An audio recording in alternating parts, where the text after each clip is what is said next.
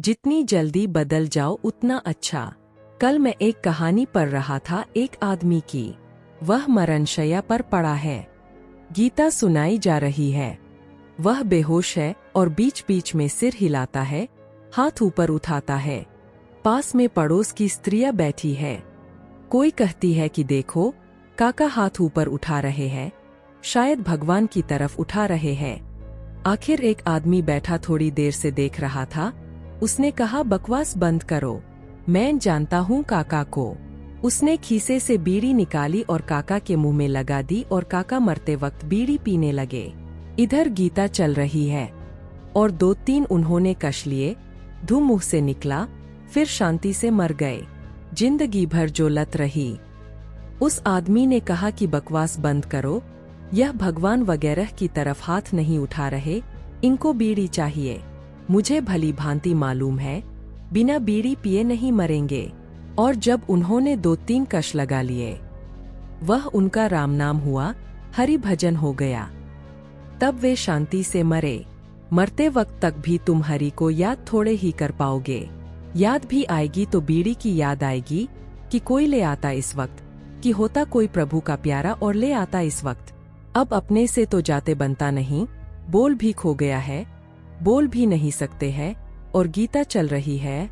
सर्वधर्मान परित्यज्य मामेकं शरणं व्रज, गीता चल रही है। और स्वभावतः गीता चल रही है।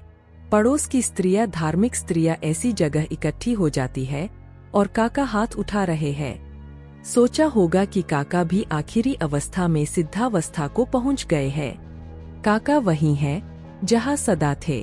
गीता वगैरह नहीं सुनी जा रही है, उनको तलफ लगी है। आदमी बदल जाए जवानी में, जब ऊर्जा हो, जब शक्ति हो, जब प्राण हो, तो आसानी होती है। क्योंकि बदलाहट के लिए भी तो ऊर्जा की जरूरत होती है।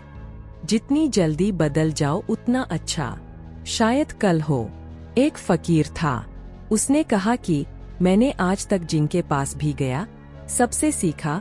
किसी ने पूछा, यह कैसे हो सकता है? एक चोर से क्या सीखिएगा? उसने कहा, एक बार ऐसा हुआ, हम एक चोर के घर में मेहमान थे। और ऐसा हुआ कि उस चोर के घर हम 1 महीना मेहमान थे। वह रोज रात को चोरी करने निकलता और 3 बजे, 4 बजे वापस लौटता। हम उससे पूछते, कहो कुछ हुआ? वह हंसकर कहता, आज तो कुछ नहीं हुआ, शायद कल हो। 1 महीना वह चोरी नहीं कर पाया। कभी दरवाजे पर सैनिक मिल गया, कभी लोग घर में जगे थे, कभी ताला नहीं तोड़ पाया, कभी भीतर भी घुसा, खजाने तक नहीं पहुंच पाया। और वह चोर रोज रात को थका हुआ लौटता और हम उससे पूछते कि कहो कुछ हुआ? वह कहता, आज तो नहीं हुआ, लेकिन कल शायद हो। हमने उससे यह सीख लिया। हमने सीख लिया कि जब आज न हो तो फिक्र मत करना, याद रखना कि कल हो सकता है। और एक चोर जो चोरी करने गया है, निपट खराब काम करने गया है, वह भी इतनी आशा से भरा है। तो उस फकीर ने कहा, उन दिनों हम परमात्मा की तलाश में थे, हम परमात्मा की चोरी में लगे थे। हम भी वहां दीवालें खटखटा रहे थे और दरवाजे टटोल रहे थे, कोई रास्ता नहीं मिलता था। हम थक गए थे और निराश हो गए थे और हमने सोचा था, फिजूल है सब, छोड़ें। लेकिन उस चोर ने हमको बचा लिया और उसने कहा, आज नहीं हुआ, कल शायद होगा। और हमने यह सूत्र बना लिया कि आज नहीं होगा तो कल शायद होगा। और फिर वह दिन आया कि बात घटित हुई। चोर ने चोरी कर ली और हमने भी परमात्मा चुरा लिया। तो सवाल यह नहीं है कि आप सत्पुरुष से ही सीखेंगे। सवाल यह है कि सीखने की बुद्धि और समझ हो तो इस सारे जगत में सत्पुरुष भरे हुए हैं। एकता का बल। एक समय की बात है कि कबूतरों का एक दल आसमान में भोजन की तलाश में उड़ता हुआ जा रहा था। गलती से वह दल भटककर ऐसे प्रदेश के ऊपर से गुजरा जहां भयंकर अकाल पड़ा था। कबूतरों का सरदार चिंतित था। कबूतरों के शरीर की शक्ति समाप्त होती जा रही थी। शीघ्र ही कुछ दाना मिलना जरूरी था। दल का युवा कबूतर सबसे नीचे उड़ रहा था। भोजन नजर आने पर उसे ही बाकी दल को सूचित करना था। बहुत समय उड़ने के बाद कहीं वह सूखाग्रस्त क्षेत्र से बाहर आया। नीचे हरियाली नजर आने लगी तो भोजन मिलने की उम्मीद बनी। युवा कबूतर और नीचे उड़ान भरने लगा। तभी उसे नीचे खेत में बहुत सारा अन्न बिखरा नजर आया। चाचा, नीचे एक खेत में बहुत सारा दाना बिखरा पड़ा है, हम सबका पेट भर जाएगा।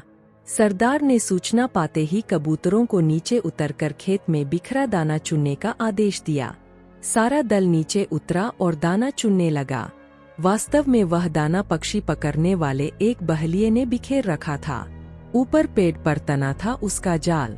जैसे ही कबूतर दल दाना चुगने लगा, जाल उन पर आ गिरा। सारे कबूतर फंस गए। कबूतरों के सरदार ने माथा पीटा, ओह, यह तो हमें फंसाने के लिए फैलाया गया जाल था। भूख ने मेरी अक्ल पर पर्दा डाल दिया था।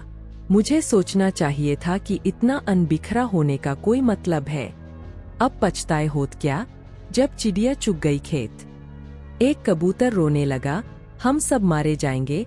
बाकी कबूतर तो हिम्मत हार बैठे थे, पर सरदार गहरी सोच में डूबा था।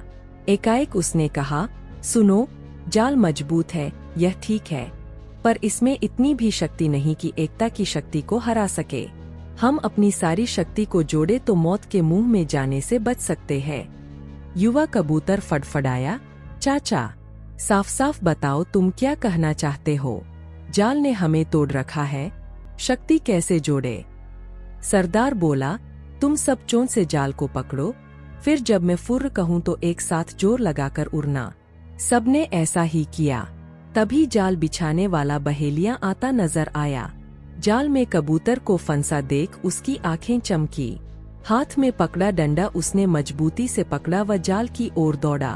बहेलिया जाल से कुछ ही दूर था कि कबूतरों का सरदार बोला, फुर्रर्र। सारे कबूतर एक साथ जोर लगाकर उड़े तो पूरा जाल हवा में ऊपर उठा और सारे कबूतर जाल को लेकर ही उड़ने लगे। कबूतरों को जाल सहित उड़ते देखकर बहेलिया अवाक रह गया। कुछ संभला तो जाल के पीछे दौड़ने लगा। कबूतर सरदार ने बहेलिये को नीचे जाल के पीछे दौड़ते पाया तो उसका इरादा समझ गया। सरदार भी जानता था कि अधिक देर तक कबूतर दल के लिए जाल सहित उड़ते रहना संभव न होगा, पर सरदार के पास इसका उपाय था। निकट ही एक पहाड़ी पर बिल बनाकर उसका एक चूहा मित्र रहता था। सरदार ने कबूतरों को तेजी से उस पहाड़ी की ओर उड़ने का आदेश दिया। पहाड़ी पर पहुंचते ही सरदार का संकेत पाकर जाल समेत कबूतर चूहे के बिल के निकट उतरे। सरदार ने मित्र चूहे को आवाज दी। सरदार ने संक्षेप में चूहे को सारी घटना बताई और जाल काटकर उन्हें आजाद करने के लिए कहा। कुछ ही देर में चूहे ने वह जाल काट दिया। सरदार ने अपने मित्र चूहे को धन्यवाद दिया और सारा कबूतर दल आकाश की ओर आजादी की उड़ान भरने लगा।